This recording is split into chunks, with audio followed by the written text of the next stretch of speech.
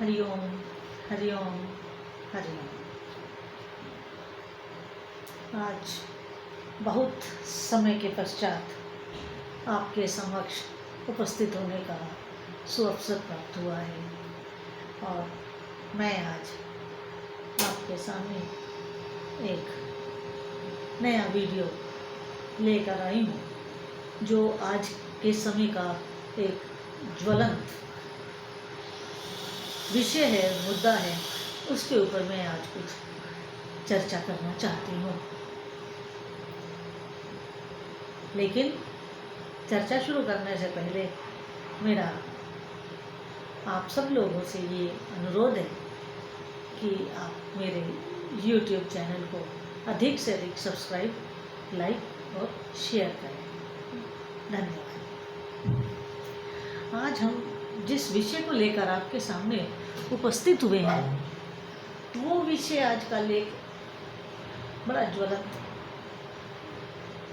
मुद्दा है और पूरे विश्व की सरकारों के आगे, गवर्नमेंट्स के आगे ये बहुत बड़ा समस्या बना हुआ है। लेकिन मेरा विषय वो नहीं है जो सरकारों की समस्या का है। मेरा विषय ये है कि मेरे से लोग अक्सर आजकल सामने बढ़ते ही एक ही प्रश्न करते हैं, ईश्वर मदद क्यों नहीं कर रहा? जब मानव जाति के ऊपर इतनी बड़ी विपदा आई हुई है तो भगवान हमारी मदद के लिए क्यों नहीं आ रहे हैं? ये एक बहुत ही बड़ा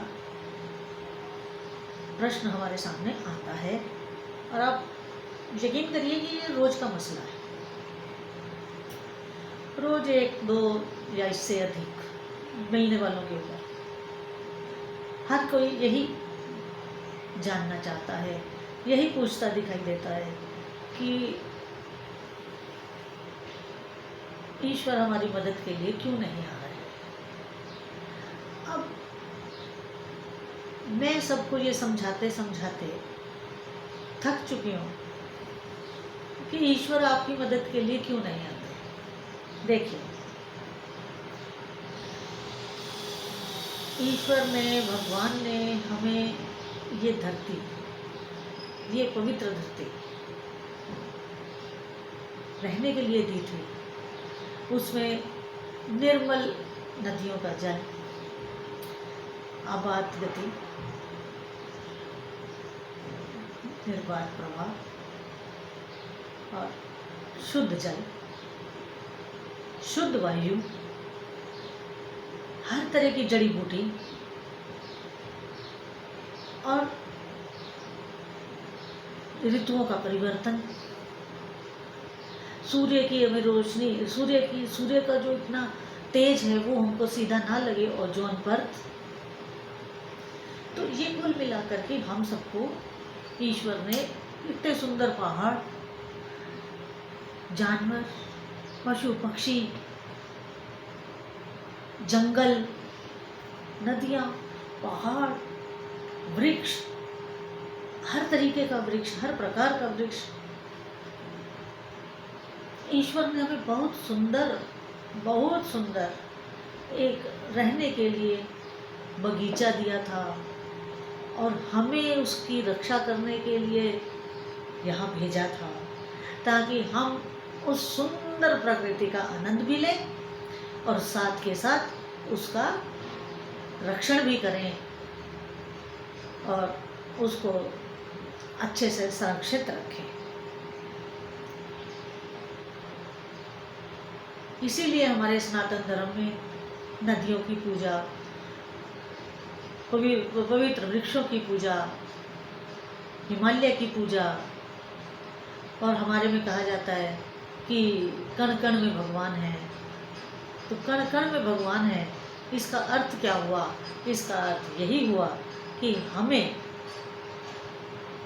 हर चीज़ का उतना ही प्रयोग करना है जितनी हमारी आवश्यकता है। और जब आप आवश्यकता से अधिक किसी चीज़ का प्रयोग करते हैं तो वो क्या होता है, वेस्टेज होता है, वो बर्बादी होती है। अब शेर है, शेर को जब भूख लगती है तो वो अपने शिकार करता है, और वो शिकार जब करता है तो करने के बाद वो सो जाता है। वो ये नहीं करता कि एक किया दूसरे को भी मारो, तीसरे को भी मारो, चौथे को भी मारो, ऐसा नहीं होता। उसने एक शिकार किया, वो तृप्त हो गया, बस। लेकिन मनुष्य, उसकी तो तृप्ति है ही नहीं, उसको तो कहीं पर संतुष्टि है ही नहीं। उसके आगे पक्षी आए तो उन्हें मार के खा लिया, शेर आया तो उसे मार के खा लिया, गाय आए तो उसे मार के खा लिया, कुत्ता आया तो उसे मार के खा लिया, इवन के कॉकरोच आए तो उसे मार के खा लिया, छिपकली आई उसे मार के खा लिया। किसका नाम ले, किसका नाम ना ले। अब विकास के नाम पे सारी धरती बर्बाद कर दी, नदियां बर्बाद कर दी। विकास के नाम पे या अपनी जरूरत के नाम पे जंगलों को काट डाला, वृक्षों को काट डाला। तो जब हम स्वयं इतना अत्याचार कर रहे हैं, किस पे कर रहे हैं? भगवान के बनाए इस पार्क पे। भगवान ने हमें अति सुंदर, बहुत प्यारा ये बगीचा दिया था। आप रोज चाहते हो अरे घर में नहीं, पार्क में सैर करने जा रहे हैं। भगवान ने हमें यहाँ सैर करने के लिए भी भेजा था, आनंद करने के लिए भी भेजा था, और इसका रख रखाव और इसकी देखभाल, इसका रक्षण करने के लिए हमें यहाँ भेजा था।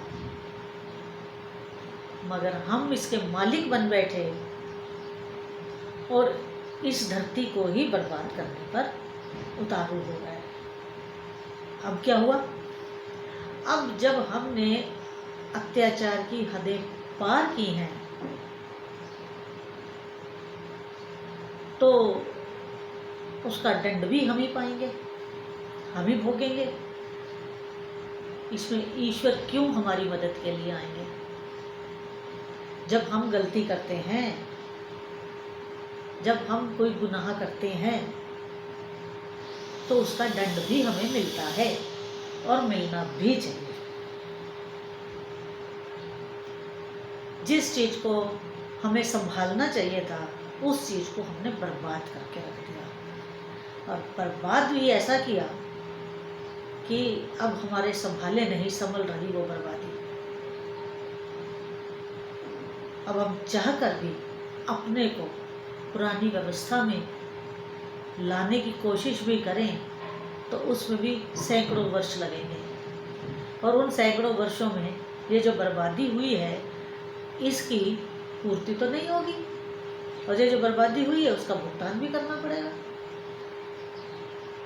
ये तो कार्मिक साइकिल है, जैसा किया है वैसा हम भुगत रहे हैं। लेकिन अब भी समझ जाएं, अब भी अपने को संभाल लें तो कुछ समय के पश्चात परिस्थितियां बदल जाएंगी। लेकिन अगर हम नहीं संभले, नहीं सुधरे, तो फिर उसके लिए तो कोई जिम्मेवार नहीं है। ईश्वर हमारी मदद के लिए नहीं आएंगे। हाँ, अगर वो आएंगे तो ये जो इस समय पौध है, मतलब जो ये मानव जाति है, इसे समाप्त करके नई पौध लगाएंगे जो नई सोच की होगी, नई समझ की होगी, और इस धरती को बचाने का प्रयास करेंगे। लेकिन हम ये उम्मीद करें, ये आशा करें कि ईश्वर हमारी मदद के लिए आए, तो वो नहीं आएंगे, वो कभी नहीं आएंगे। वो ना तो हमारे, जब हम इसको बर्बाद कर रहे थे ना तो वो तब ये कहने आए थे कि मत करो, अब जब बर्बाद कर चुके हैं ना तब आएंगे कि अब ऐसा करो। वो हमारी मदद को इस समय नहीं आएंगे, क्योंकि गलती हम लोगों ने की है। तो जब गलती की है तो उसका भुगतान भी करना पड़ेगा। इस तरह के जो प्रश्न आते हैं उसका एकदम कड़वा जवाब मुंह पे तो दे देते हैं कई बार, और कई बार नहीं भी दे पाते हैं। इसलिए मैंने आज इस छोटी सी वीडियो को बनाया है कि जो पूछ रहे हैं उनको इसका जवाब मिल जाए। तो इसी तरह जो लोग अपने घर के बुजुर्गों का आदर नहीं करते हैं, अपने घर को नहीं संभालते हैं, इधर उधर घूमते हैं, कभी इस घर कभी उस घर, तो उन लोगों का भी घर कभी आबाद या संपन्न नहीं हो सकता है। इसी प्रकार हमने अपनी धरती को भी बर्बाद किया है अपने स्वार्थ के लिए। अब भी समझ जाएं, अब भी मौका है, परमात्मा अभी भी बचा सकते हैं, लेकिन अब भी नहीं संभले तो फिर कोई बचाने वाला नहीं होगा। इसलिए आपसे सबसे अनुरोध है कि खुद भी सेफ रहें और दूसरों को भी ज़्यादा दिक्कत में ना डालें। इतना ही मैं कहना चाहती थी। आज का यही मेरा संदेश था कि धरती को बचाएं, अपनी मदद स्वयं करें, तभी परमात्मा, तभी ईश्वर, भगवान, जिस नाम से भी आप पुकारना चाहें, वो आपकी सहायता के लिए आएंगे। और अगर आप ऐसा नहीं करेंगे तो उनको तो कोई ज़रूरत नहीं है, वो तो जब संभालनी होगी धरती स्वयं संभाल लेंगे। हमारे कहने से वो ना बनाई थी धरती, ना हमें अब संभालेंगे। जब उन्हें जो करना होगा तो वो करेंगे। आज मेरा इतना ही संदेश था। इसके साथ मैं अभी वाणी को विराम देती हूँ। आप लोग घर में रहें और सुरक्षित रहें। हरि हरि।